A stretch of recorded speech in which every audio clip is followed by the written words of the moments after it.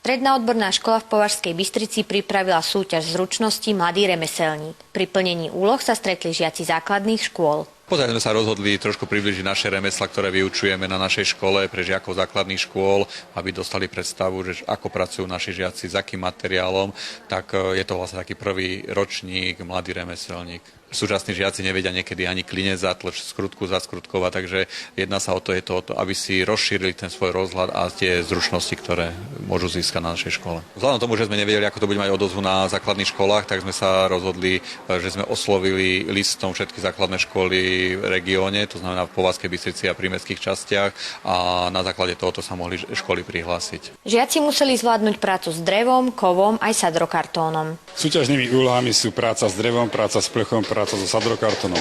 Práca s drevom obnáša výrobok panáčik, kde musia deti zvládnuť rezanie ručnou pilkou, na rozrysovanie podľa šablóny, navrtanie a následné skladanie a lepenie na rozmer.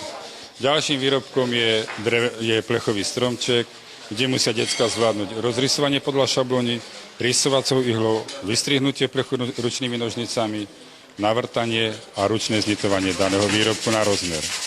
Ďalšou úlohou, treťou v poradí, je skladanie sadrokartónovej šablóny vedľa v dielni. Tam je to na čas.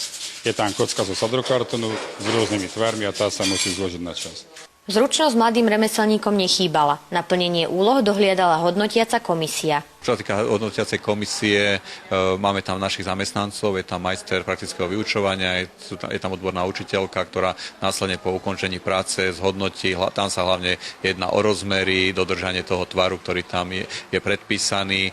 No a musím teda povedať, že hodnotenie bude isto objektívne a že nikto nebude uprednostňovaný. Ak by som mal hodnotiť úroveň týchto chlapcov, ktorí prišli z základných škôl, čakal som, že budú slabší, budem úprimný. Ak im robí niečo problémy, sú to merné jednotky, centimetre, milimetre, ale čo sa týka strihania, držania na rade, ide im to v celku dobre. Na to, že sú tu prvýkrát, tak sa to dá. Súťaž sa uskutočnila v priestoroch odborných dielní na Kmeťovej ulici v Považskej Bystrici. Tie budú od septembra otvorené aj pre žiakov základných škôl.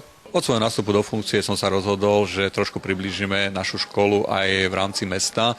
Máme 2 priestory v Považskom Podhradí. Žiaľ, je tam trošku problém s dopravou, tak sme teraz prerobili 2 učebne na takéto tvorivé dielne a pôjde ponuka na základné školy, že od budúceho školského roka môžu bezplatne využívať tieto priestory na výuku toho odborného predmetu. Mám taký počet, to bola technika na základných školách.